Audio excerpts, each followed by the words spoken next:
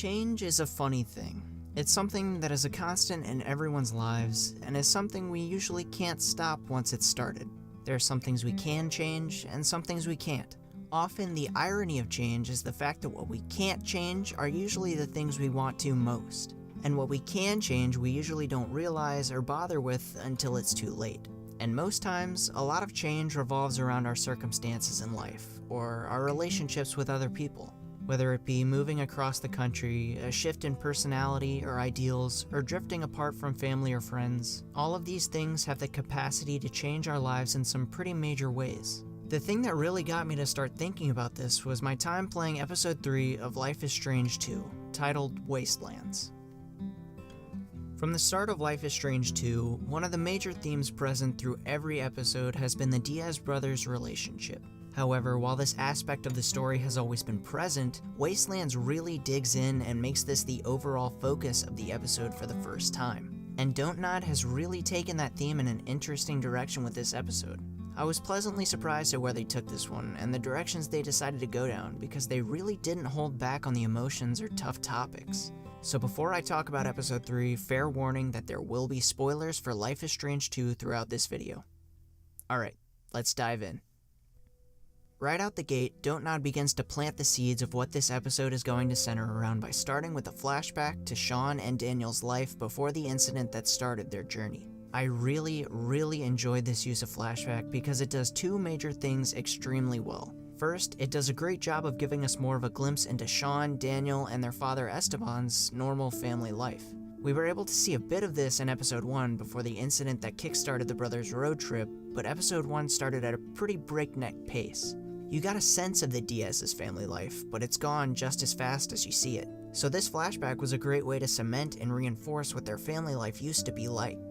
The second thing this flashback does really well is showcase how Daniel and Sean's relationship used to be. As we know now, this deep into the game, Sean has had to become both a father figure and brother to Daniel, and it's clear that this is taking a major toll on both of them. But in this flashback, we get to see what they were like before that strain set in. We get to see their normal sibling dynamic. We see Sean being a typical teenager again, listening to music, stressing over social media, and getting annoyed at Daniel for sneaking into his room. And we see Daniel, without his powers, just being a typical little kid, unintentionally or intentionally annoying Sean just by being a kid.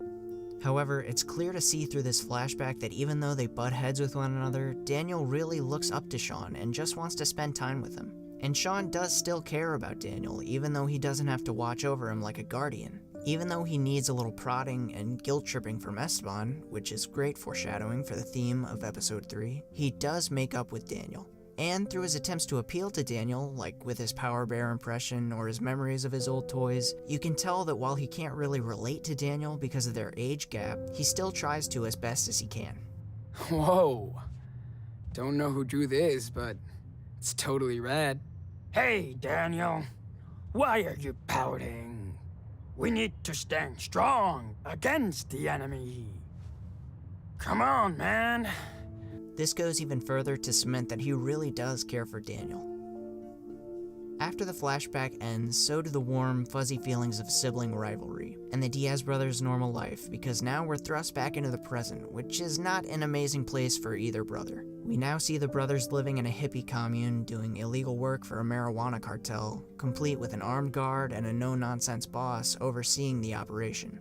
After months and months of being without their father, living on the street, being chased by cops, and seeing people they care about getting into trouble because of them, the strain on both of them is obvious. It's caused a complete shift in the brothers' relationship. Now Sean has to be both the older brother and father to Daniel, always watching out for him, but not in a brotherly sort of way, if that makes sense. Sean feels responsible for Daniel and his actions, and we as players are constantly having to help guide Daniel in the right directions. You still have to be careful with it, man. You always want it both ways. Use it, then don't. We just have to make sure you can control it. Well, it's my power, not yours. Whatever. However, Sean also wants independence and freedom, as is natural for a teenager around his age. He's glad to finally be around people his own age again and desperately wants to fit in, but everything he's gone through is clearly taking its toll on him. We see this through the many times he's confronted over being somber and brooding during the episode. What's also interesting is that Sean and Daniel's situations have sort of flipped between episode 2 and episode 3. In episode 2, Daniel was finally starting to feel comfortable again.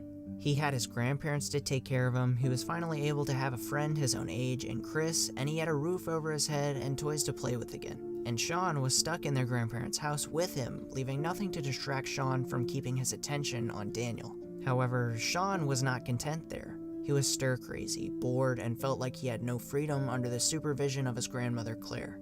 Now, in episode 3, Sean is more content living out in the woods with Finn, Cassidy, and the gang, but Daniel isn't. We're told here and there that Daniel initially didn't trust the group and doesn't enjoy living outside, which contributes to his feelings of anger throughout the episode. Sean has to deal with all of these things while watching over Daniel in this tense environment. Unfortunately, Daniel has also changed a great deal in this episode. Understandably so, because a situation like this would naturally put an incredible amount of stress on a 9-year-old kid. In episode 3, Daniel is much more angry and rebellious for a multitude of different reasons. He now has an incredibly big ego because of how far his powers have developed and Finn's growing influence on him. He also wants to be more independent like Sean, which we can see through his relationship with Finn and his desire to do things on his own at the end of the episode. But the element of his personality that is front and center in Wastelands is his anger, which, oh man, does he show off constantly. Stop, Daniel. Now. Or what? I said stop, Daniel. Don't grab me! Daniel has a lot to be angry with. The loss of his father, his home, his friends, the comfort of his old life, his grandparents, Chris, and to some extent even Sean. Sean's still around, but Daniel is constantly frustrated that Sean's attention isn't always on him. It's on his new group of friends. While Daniel's anger can come off as frustrating and his decisions can seem irrational and annoying, that's because, well, they are. Because he's still a kid. It's hard to imagine, but picture an actual 9-year-old having to go through everything that Daniel has and being normal and well-adjusted. It's obviously not that easy. Yet, underneath all his anger and arrogance, he's still the same kid that we saw in the flashback at the beginning of the episode. He still wants to emulate Sean, which we see through his desire for independence and hanging out with Finn. We also see that he still wants Sean's attention, which is shown through his anger at both Sean and Cassidy. And finally, he still really loves Sean, even though he gets angry with him. This is shown expertly by their conversation in the tent and through the use of Sean's old watch, which Daniel still keeps with him.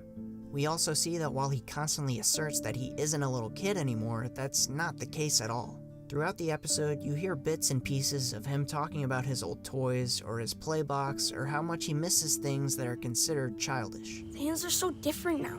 I miss my friends, my room, my play box, everything. A great example of this is how he wants to hear Sean continue the story of the Wolf brothers, even though Daniel makes him promise not to tell the others about it. But I would like to hear about the Wolf brothers, if that's okay.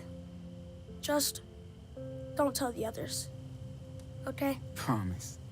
However, the best example of Daniel's immaturity that we see is during his training with Sean at the lake. Ironically, when Daniel shows Sean his overwhelming display of strength by lifting up the redwood trunk that had been submerged in the lake, it really cements how immature he still is. Even though his powers have grown and advanced incredibly fast, he still uses brute force to make a point before angrily storming off and claiming he isn't a kid anymore. At first glance, that scene really did make me think, wow, maybe he isn't just a little kid anymore. But as I reflected on it, it only just further reinforced the idea that Daniel still has a lot of growing up to do. His words make him seem like he isn't a kid anymore, but his actions at the lake and throughout the episode's climax prove otherwise. What's most impactful about this episode is the idea that while we can see the brothers slowly but surely changing and somewhat drifting apart, until they literally do at the end of the episode, the player is continuously reinforced with the thought that the brothers will never be separated. We literally see this through Sean telling Daniel that nothing will ever separate them no matter what. This makes the episode's conclusion just that much more impactful. As most of us know, promises like that are nice on the surface or in theory, but are extremely hard to keep. That nothing could ever separate the Wolf brothers from each other. Ever. Because as much as Sean wants Daniel to stay his normal kid brother, which he literally says to him in the tent, he has to realize that Daniel isn't the same little kid anymore. It's not just Sean that's changed, but Daniel too. And Daniel's changing a lot faster and more drastically now because of everything he's had to go through over their journey. It kinda bummed me out when you said that you weren't a kid anymore. I mean, I know you're not, but I'm gonna miss it. It's both ironic and poignant because Sean is constantly encouraging and guiding Daniel to be more mature, but it also makes him sad to know that he won't stay his innocent kid brother forever.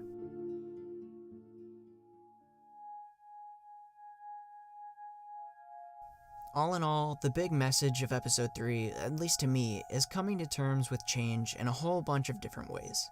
Change in circumstance, relationships, and personality. Learning to deal with change, or rebelling against it and having it quite literally blow up in your face. At the end of the day, people and your relationships with them will almost always change. It can suck, it can be sad, and oftentimes we don't want to accept it. But no matter what you do or how hard you try, the simple fact of life is that you can't stop time. And time naturally changes things. And if you're unwilling to change with the things around you, it will only make things hurt that much more. You can't change the past, and you can't keep people from changing as time moves forward. However, one important thing you do have the power to change is yourself. How you treat people, how you approach situations, and how you develop relationships moving forward. Sure, change can be really scary sometimes, and whenever things do start to change, it can make us miss how things used to be. But it's important to remember that change isn't always a bad thing. Change is just another constant in our everyday lives, and it's up to us to make the best out of change whenever it happens. Yeah, listen, smartasses, I'm just saying you can't change the past, so you just gotta focus on what's next. Memories are just lessons for the future. Hey, I just wanted to say thanks so much for watching this video. I know it's been a while since I last uploaded, but I have a good reason for that. I just graduated from college, so these last 2 months have been pretty much entirely focused on school. But I can happily say that I am very content with where I ended up, and I'm finished. That's not to say that uploads are going to become weekly or more prevalent or anything like that, because a lot of things are going to change now that I'm out of school. I'm moving out of my apartment, and I'll be constantly on the lookout for job opportunities. But I will have a lot more free time, so I'm hoping that I can pour a bit more energy into this channel than I have been able to while I was in school. Anyway, I just wanted to give a brief update. Thank you so much for sticking around to the end. It really means a lot to me, and I hope you enjoyed. See you in the next one. Thanks.